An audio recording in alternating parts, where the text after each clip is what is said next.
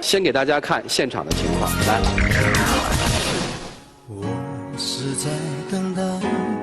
我跟我女朋友6年了啊，然后前段时间因为一些小事，她离开我了。我就想通过这个栏目，让我用真心来挽回她。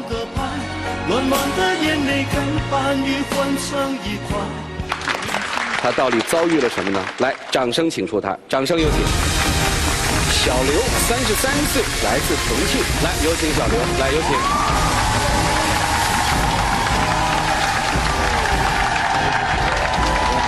各位观众、嘉宾，你们好。主持人，在我说之前，我恳请您给我一次机会，能和几位嘉宾说2句吗？好，没问题。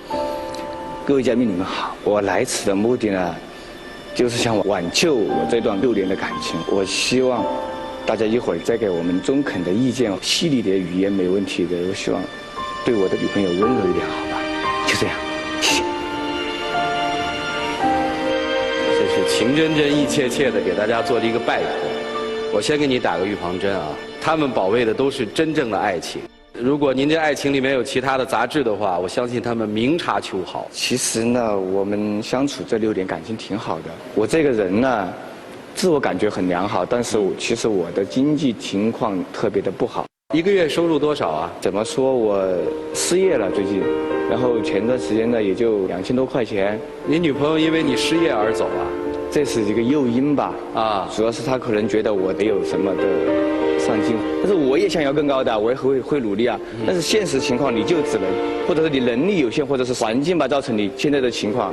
你的想法，咱们说好听点叫随遇而安，淡定心态。对，我有的朋友叫随波逐流。我不是说我不努力哈，我不怨天尤人，那种生活可能不是我所向往的。你努力了吗？这6年？我觉得我还挺尽力。那你女朋友看到了吗？她不是这么想的。啊，她是怎么想的呢？她可能觉得我还不够好。你6年是持续一份工作很稳定的在工作，还是不停的在换工作？你告诉我。3份工作。收入是多少啊？可能说出来有点丢脸。我第1份工作大概在1000左右。啊，第2份在1500、2000左右。这在进步啊。第3份工作是在2500左右吧。这不都在进步吗？你做什么的呀？销售的那块。不是挺好的吗？我也觉得挺好的哈，因为我很努力，我起早贪黑的工作，我也没什么不良嗜好，对吧？钱就交给家里。他收入多少啊？2000左右。蓝莹啊，我问一下啊，重庆的物价，这个3、4千块钱2个人的收入行吗？3、4千的话，维持就是最基本的生活是没有问题的。但是如果说你想要有更好、更富裕的，或者是其他的一些要求的话，可能就比较难了。除了这个问题，你女朋友还有什么问题要离开你呢？还有就是狗挠了，因为其实她在我们家这几年被狗咬了3次吧。你们家狗怎么那么不待见它呀？那你们是跟母亲住在一起是吗？对，我母亲喜欢养狗啊，因为有时我不在家，她感情上会有个寄托嘛。听起来好像如果就为这点小事这女孩子跑，我觉得有点说不过去。反正这是先生自己小刘自己说的，我们也答应过帮你。谢谢。来，有请小燕儿。来，有请小燕26岁，来自4川。来，有请。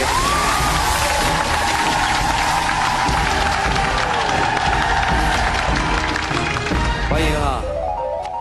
真想跟他分手，还是吓唬吓唬他？真的要分手了。他还说了，我们在一起6年了，这6年当中，我也因为那个分手吓唬过他，也给过他机会，他太不长进了。我现在都不敢想和他结婚，因为我一想到结婚，我想要生孩子，我们连那个生孩子的住院费都付不起。他更没有想过孩子的将来会上学，还有双方父母生个病什么的，该怎么弄？没有想到他现在越到后面就成这样了。他现在什么样啊？现在待在家里是。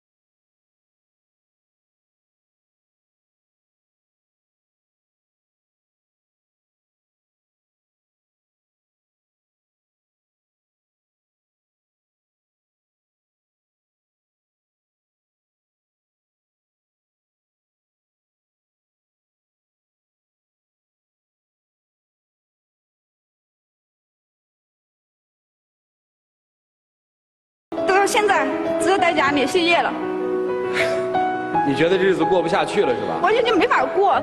他除了这个不上进之外，还有其他臭毛病吗？他其他臭毛病是没有了，就是这个完全不上进，没有积蓄，工作这么多年了，1分钱积蓄都没有。但是我也很努力的为我们的那个未来打拼啊。小刘，我问你几个问题。那车1年没学会啊？这个是事实，可能会很丢脸。那这1年生活费靠谁？靠他父母。但是我觉得他父母不可能养了他一辈子的。我也不想做啃老的那种人啊。你自己不着急吗，小刘？其实我心里很着急。你想，我是那种没出息的啃老的那种人吗？不是，这个，你接着再回答我第2个问题。您说，你刚才说第3份工作，公司的理念跟你不合是吧？对，它是一个外资的公司嘛，其实挺不错的。然后我通过我的努力，在公司里面，不说最好吧，做到中等偏上吧，应该没问题的。然后做的也挺好，而且公司那是我们纯销售，可能大家都知道，就是外面自己靠自己的勤奋吧。销售1个月拿2000多，可不怎么勤奋啊。其实这样的在我第3份工作哈，可能大家听着会挺好笑的，但是我觉得我自己挺努力的，起早贪黑，他也知道，早上我也6点钟起床，对吧？晚上回来。你要是起床，你要是说你那干了，但是要有结果呀。你如果是干的什么事情都没有一点结果。我明白你的意思，你就说你看不到未来，但是我真的想努力的为我们的未来在打拼呢。我在外面，你像重庆的夏天是多温度，我在外面跑，那真的很不容易啊。别人都不跑，就你一个人跑是吗？不，我是在外面跑，人家也在外面跑啊。但是我也跑出效果，我靠自己的努力，大型的企业，他罗列出的那些名目，只要我去跑了的，都公关攻下来了。这样说吧，我的同事，你告诉我，第3份工作是公司开的你，还是你辞职的？我辞职的，3份工作你都跑下来了，你辞什么职啊？因为我说了嘛，因为我个人觉得他的一些制度不够人性化。你当时喜欢上他什么了？6年前？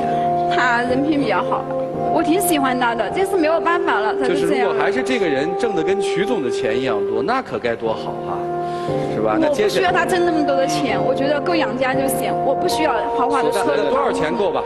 说个数。我觉得总得上4000吧，总得比我高一点吧，这样我们的家里才会收入才会好一点嘛。这应该不难哎，兄弟。我从来就没有要求他挣个1万以上。怎么说呢？可能是多方面的原因吧，因为我也出去找工作，对吧？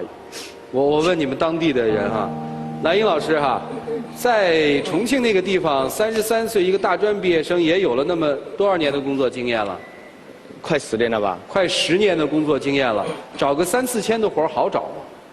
这个应该来说是不难的。那你能给他推荐个工作吗？你不是都市广播的吗？咱们也有这方面的节目可以来参加。但是我想说的是，我觉得工作态度和人际交往各方面，我还是比较优秀的。还比较优秀，你优秀能把他留住就行了。我接下来就想听你们给他支招、出主意，一起进入今天的丘比特问卷。我觉得这个人家女孩子的要求真是不高。作为一个重庆人，这我也是四川人，咱俩老乡着了吧？33了。刚才我特别不同意你一个观点，说这人的公司的理念跟他不一样。我先问，这公司是你的还是人家的？那是人家的公司。如果是你自己是法人，你的公司，你就把你的理念施展出去。所以我说，先把目前的活得干好。要我是这女孩，我也不跟你好了，我不安全呀，是吧？我连生活的最基本保障都没有，生活还是实实在在的得过日子。刚才说学车1年都没学会，这一般都不是常人能干的事儿。所以我觉得你现在应该干点常人干的事儿，这才是日子。两个人过日子嘛，肯定油盐酱醋啊，还是吃饭的问题，还有都要去解决。那么两个人共同创造。但是呢，我觉得男人嘛，他肯定就是要必须的，就是撑得起这个家。我们俩那时候刚好的时候，我们俩不挣钱，我们俩是大学生。完了以后，我给他买第一个项链的时候，我都买不起，还跟人赊了点钱。这个时候我是25、26岁的时候，那我通过这10年的奋斗努力，他现在想要什么都有什么了。因为我知道我是一男人，我得努力的工作。徐总，你们公司是有分部在那儿的吧？在成都有。给收了吧？找工作得面试嘛。然后其实最应该能了解你的人是你自己。我想先问女孩一个问题：为什么家里养的狗咬了你一下，还是挠了你一下，你就要离它而去？这是什么问题？我没听明白。是这样子哈，他们家里不是在养了2条狗嘛？然后有一次我确实之前那个狗是我不小心踩了一跤，我也不是故意的，因为晚上回去没有开灯嘛。它第2天早上起来把我咬了一口，那段时候我真的很生气。然后我自己去打了狂犬病疫苗，钱也是我自己付的。他们都知道我被咬了，他们总觉得没有问题的，不应该打那个狂犬病疫苗的，应该洗洗就行了。其实不是这样子的。然后我就说，你把狗弄出去，关在阳台上，或弄个笼子放起来，或者是放到楼顶上养着都行。可是人家又说什么，这狗就是不能弄上去，狗就是比我重要。我就觉得我的家里面他们的狗都不是一样。你肯定是最重要的。涂老师刚被狗咬，刚打过。是，涂老师特别会珍惜自己啊，破一点就要去，因为他没这个病就是舔了一下。对，一旦万一要是真是被传染上了，是致命的。我知道，我不是不给他打，我就说，比如说我下午给你打，或怎么样，他上午就自己去了，我不是不带他去，懂吗？你这表现出来的是对他的一种不在乎，一种随意，这是你的问题。第二，对于工作。或者说不对于工作，对于自己你没有一个客观的认识。你说话站在这儿跟我说话，我都得使劲听，我听不太懂。万一我是你的客户的话，那怎么办？而且你好像还人为的自己设置了一些障碍。这家公司的理念跟我是不相通的。我告诉你，重庆有一个叫棒棒的这个职业，让我很有感触。我在超市买东西，我买了5个西瓜，很大，一个65岁的棒棒。帮我就扛着那么沉的东西，然后他在那儿走，但是挣到了30块钱。我想，如果你有那个老人家这种意识的话，你1个月3、4千都是没有问题的。你为什么找不到这样的工作？最后跟你说一下，你的女孩她要的不是现金，而是一个希望。不怕你是穷屌丝，也绝不希望你是高富帅，她要的就是你有上进那颗心。川蜀人可能是最能吃苦的人，你很多理由。这个理念那个理念，这个理由那个理由，我都不要听，不爱听。我只送给你3个字：啃老族。你就是因为父母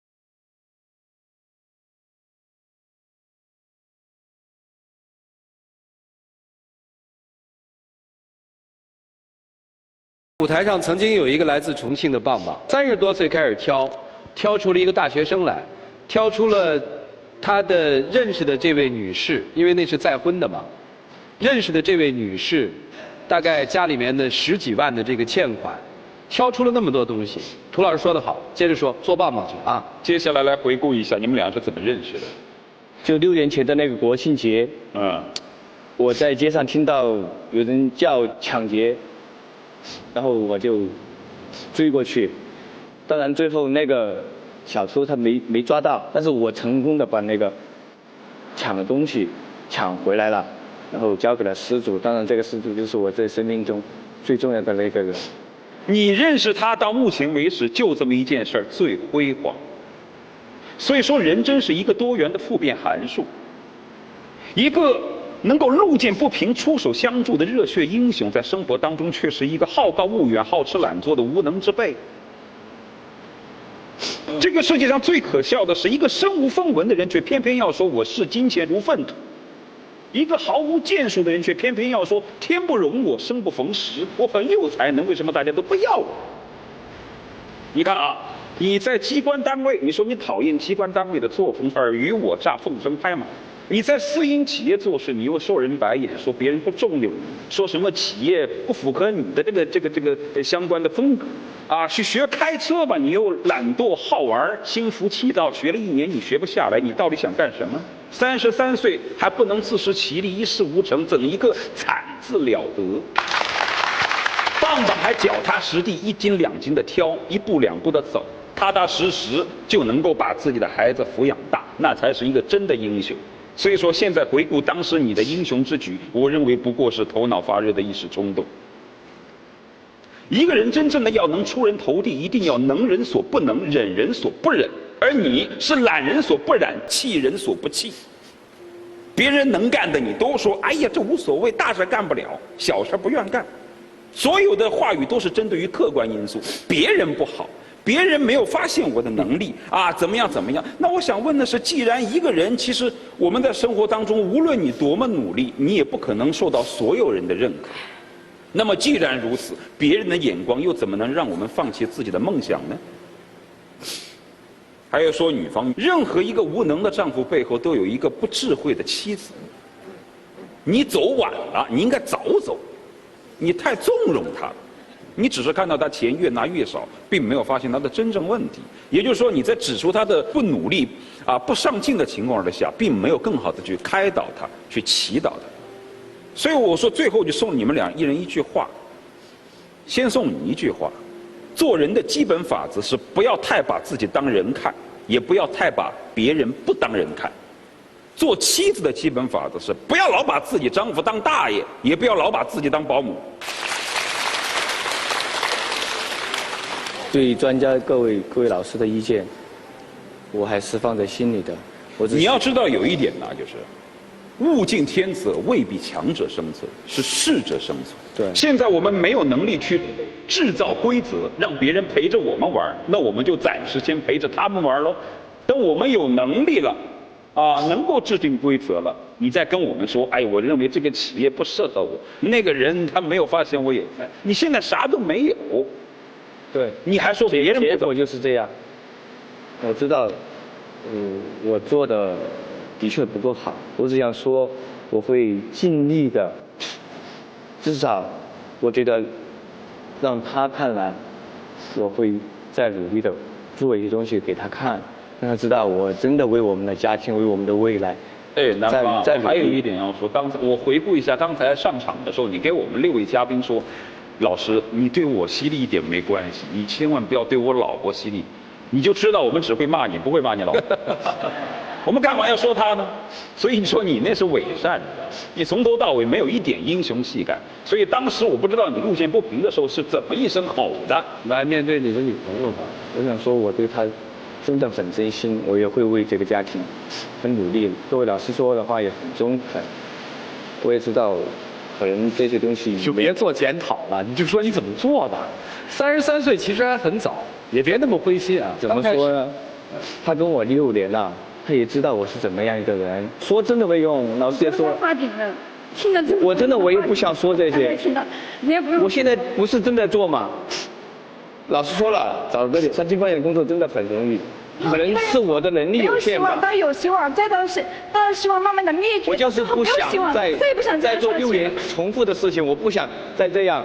我哪份工作我没踏实做？我问一下，他要做棒棒是？我从来也不选这职业，我觉得，因为职业是找钱的，不是来了给人家看的。那你平常怎么不给他灌输点这个呀？我说了也不管用啊！我天天那人把那句说了也不管用。我现在说了，我都不想再说了，所以我不想跟他在一起了。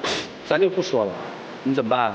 我的确，老实也说啃老吧，我是在我母亲那儿借了一点钱，但是这个钱不是为了我安逸的享乐或苟延残喘，我真的是在努力的找，因为我是说，如果有一天我找个1200的工作真的很容易。你觉得我去得了吗？你觉得？你是他的亲生儿子，我可不是。所以我努力的在做呀，你也看到了。你做什么了？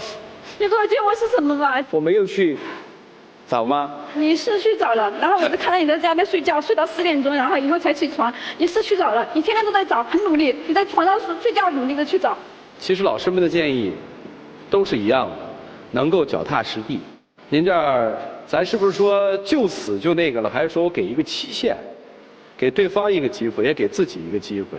反正已经6年了嘛，不在乎再多给一点点的时间去看，也许能改变。想清楚，然后进入你们的表白时间。让我们一起进入接下来的黄金60秒。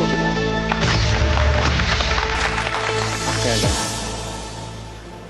我们相知6年了，您知道每天你没有我们家的钥匙，因为你不需要，每天我都会接送你上下班，每天我会送一枝花给你，不是为了让你满足你的虚荣心，我是为了让你周围的人知道我有多爱你，让他们真的知道我真心的爱你，从他们的那种羡慕的眼光充斥了你的生活环境。如果人家的那个是那种浪漫能当饭吃，那也可以，关键是不能当饭吃。我可能不知道，但是你也看到了，我真的在找工作，在努力的找，而且每份工作我也会尽力做的。我真的不是老师说的那种好高骛远，1000块、2000块工作我没做过吗？我没踏实的做吗？做几年你？但是我不想这样啊，我不想重复6年。当中物价在上涨，你还是1000块钱，你是让你吃饭，还让别人吃饭的。我每份工作其实都在提高，我也知道自己有很多的不足、缺陷，但是我知道时间不够了，但是我真的。对不起啊，您的时间没了。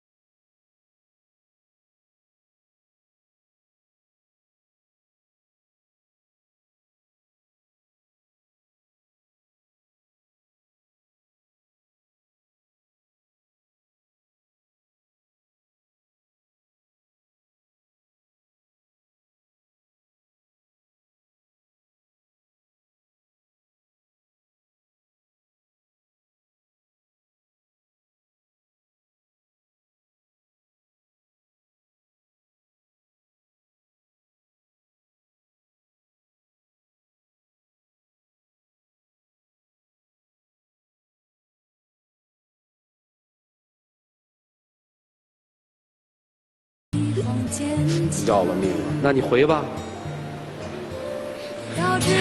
别回去好吗？能不能不让他回去？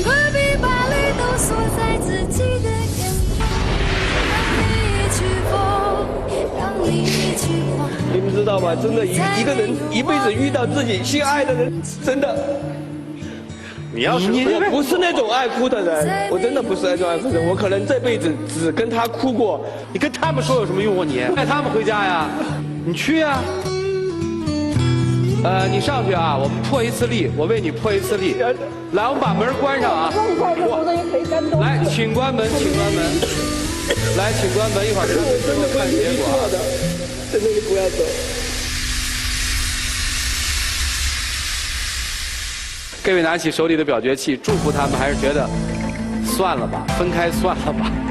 啊，来，请选择。